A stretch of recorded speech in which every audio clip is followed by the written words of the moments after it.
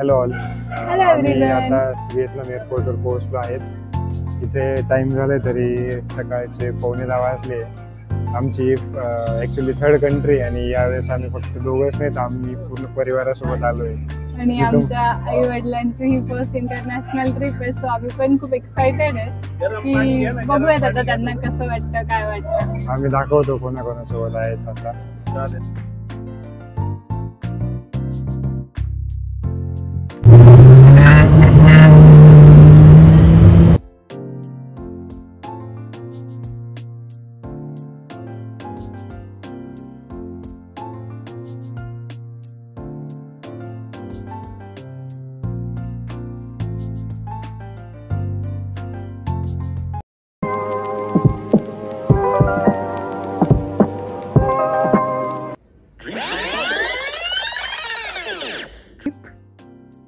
त्याच्यात तुम्ही बघू शकतात की हा सगळा पसारा आहे. तिकडे याचं एक काम चालू आहे, मीटिंग चालू आहे. माझा तर लॅपटॉप केव्हापासून बंदच आहे आणि ही पूर्ण पॅकिंग आमची बाकी आहे अजून पण. आणि आमच्याकडे आता फक्त उरलेला आहे थोडाच वेळ, ज्याच्यात आम्हाला सगळं काही करायचं आहे. हा सगळा पसारा मिटवायचा आहे, त्याचे कामं, त्याचे मीटिंग सगळ्या संपवायच्या आहेत. हे पॅक करून लवकरात लवकर निघायचं आहे. इथे हा खुशाल निघून गेला आहे, थोडी पण काही मदत केली नाही, फक्त त्याचं कामाचं बघत बसला आणि लास्टला फक्त सगळ्यांच्या बॅग बंद करायला आला. हॅलो हॅलो, आम्ही आता निघालो आहे नाशिकवरून. आता मुंबई एअरपोर्टला पोचू. आता वाजलेत तरी 5 वाजलेत. बघू आता किती ट्रॅफिक आहे, काय ट्रॅफिक आहे, कितीला पोचतो. आम्ही तसं अराऊंड 10 वाजता पोचलो एअरपोर्टवर. एअरपोर्ट इतकं छान मस्त सजवलेलं होतं ना, खूप मस्त वाटत होतं. आम्हाला तसा लेटच झाला होता पोचायला, पण तरी थोडाफार वेळ आम्ही फोटोशूट केलं, व्हिडिओज काढले आणि त्याच्यानंतर आतमध्ये गेलो चेक इनसाठी. आम्हाला वाटलेलं की चेक इनला खूप लाईन असेल की काय, कारण की आम्हीच थोडं लेट होतो, लवकर नाही गेलो आहेत तर. पण तिथे गेल्यावर समजलं की सगळ्यात लेट तर आम्हीच आहोत. सगळ्यात लास्ट चेक इन आमचीच होत होती. तर बरं तर फ्लाईट थोडंसं डिले होतं, त्याच्यामुळे थोडा वेळ भेटला आम्हाला. इथे लगेच यांच्या गप्पा सुरू झाल्या होत्या.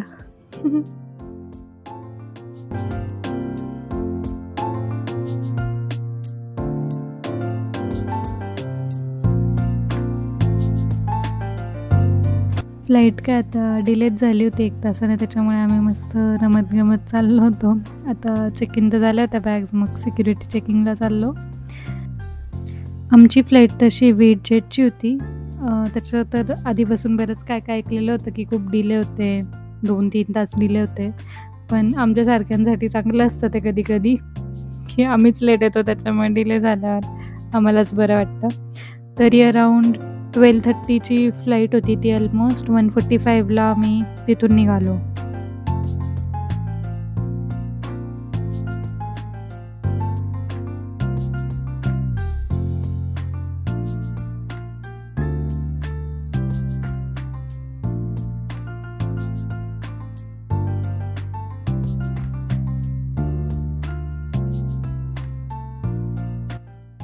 आमची फ्लाईट ही मुंबई टू हो ची मिन सिटी होती.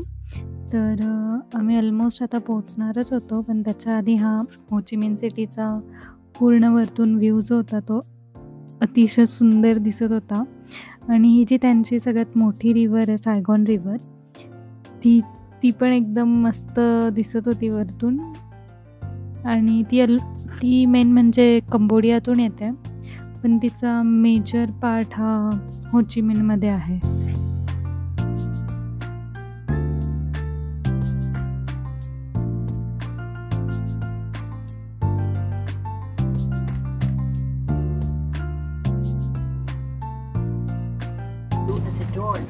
Thank you.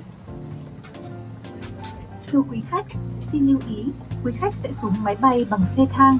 Vì sự an toàn, quý khách cẩn thận khi bước xuống và sử dụng tay vịn cầu thang để tránh vấp ngã. Quý khách cần sự trợ giúp, vui lòng liên hệ tiếp viên và chờ tại.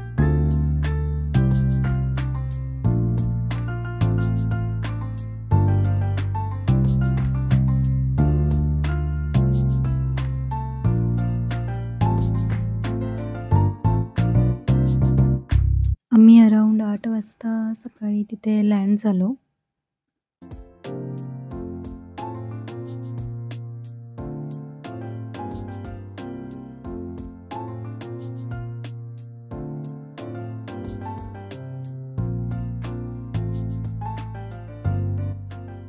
त्यानंतर आम्ही इमिग्रेशनच्या लाईनमध्ये लागलो. Actually इमिग्रेशनसाठी line पण खूप मोठी होती. आम्हाला अंदाजे 1 ते 1.5 तास फक्त इमिग्रेशन क्लिअर करायलाच लागला. विजा इथे ऑन अरायव्हल नसतो, तो आधीच काढून जावा लागतो.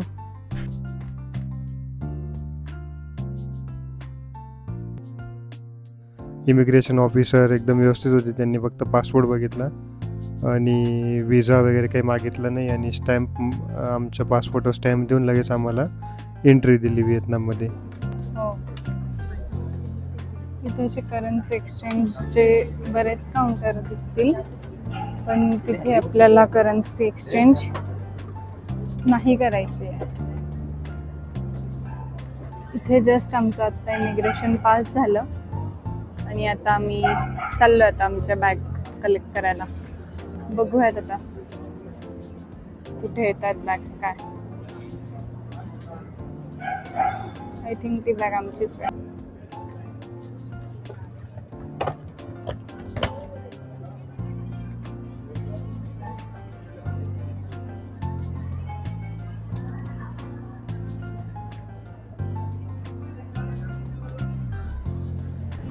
इथे वरतून इमिग्रेशनवरून आम्ही उतरलो आणि त्याच्यानंतर लगेच हा बेल्ट 6 होता आणि तिथे आमच्या बॅग्स आलेल्याच होत्या.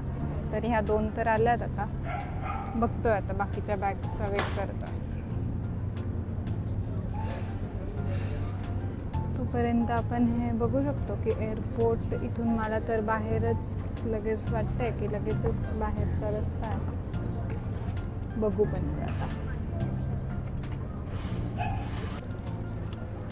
आता आम्ही आमचं हे सगळं लगेज कलेक्ट केलं आहे. तर आता आम्ही बघतो आम्हाला पिक करायला ड्रायव्हर आलेले आहेत. तर बघू आता इथून एक्झिट करू आम्ही आणि लगेच आता हॉटेलकडे जाऊ. तर मग भेटूया आता. दाखवते मी तुम्हाला आता इथून बाहेर पडल्यावर कशी आहे ही हो ची मिन सिटी. एअरपोर्ट तर मस्त वाटतंय. खूप मोठं असं वाटत नाही आहे आपल्या मुंबई एअरपोर्टसारखं, पण छान आहे. इथे तुम्हाला सगळे लोक ई सिमसाठी वगैरे विचारतील. इथे बऱ्याच कंपनींचे आहेत, ते तुम्हाला खूप रिक्वेस्ट पण करतील घ्यायला. पण बघा एकदा चेक करून बघूयात प्राईस आणि मग ठरवू की इथे घ्यायचं की लोकल स्टोअरवरून घ्यायचं. बऱ्याच व्हिडिओजमध्ये बघितलं आहे की लोकल स्टोअरवरून जरा बरं पडतं, पण स्टील आपण एकदा इथे पण फेअर चेक करून घेऊयात आणि कसं काय भेटतं ते बघूयात. इथे तसे आम्ही सिम कार्ड बघितले तर थोडेसे महाग वाटले, पण विटेलचे वगैरे चांगले असतात तर ते घेतलेलेच बरे. पण आम्ही तर इथून काही घेतले नाही, बट तुम्ही एकदा प्लॅन्स चेक करू शकतात. पण विटेलची रेंज सगळीकडे असते तर ते घेऊ शकतात. ते सिम कार्ड चांगलं आहे.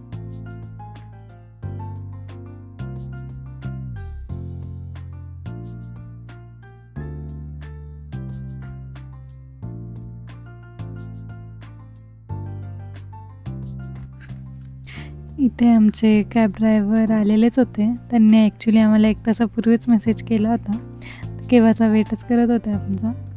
मग लगेच आम्ही गेलो मग काही नाही, लगेच आम्ही कॅबमध्ये बसलो आणि हॉटेलला निघालो.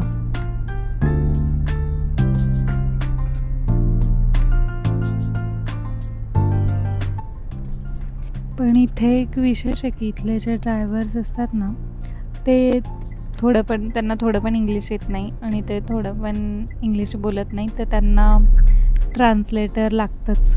तर कंटिन्यू तुमच्याकडे गुगल ट्रान्सलेटर तर ऑफलाईन डाउनलोड केलेलं असूच द्या आणि त्याच्याच थ्रू तुम्ही कम्युनिकेट करू शकता त्यांच्याशी. अदरवाईज ते काहीच नाही बोलत.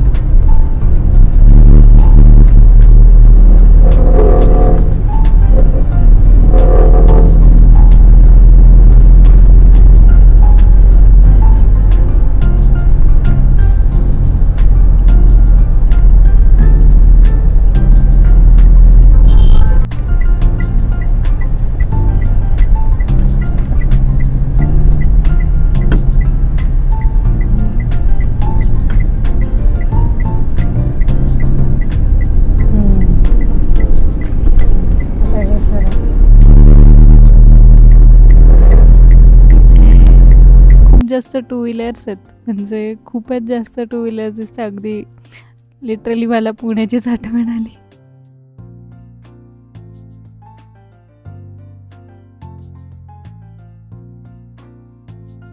तरी आम्हाला ऑलमोस्ट 20 मिनिट्स लागले एअरपोर्ट टू हॉटेलला जायला. तसं जवळच होतं हॉटेल, पण थोडीफार ट्रॅफिक वगैरे पण लागली. त्यानंतर आम्ही फर्स्ट डेला काय काय केलं that will be covered in next vlog. Bye bye.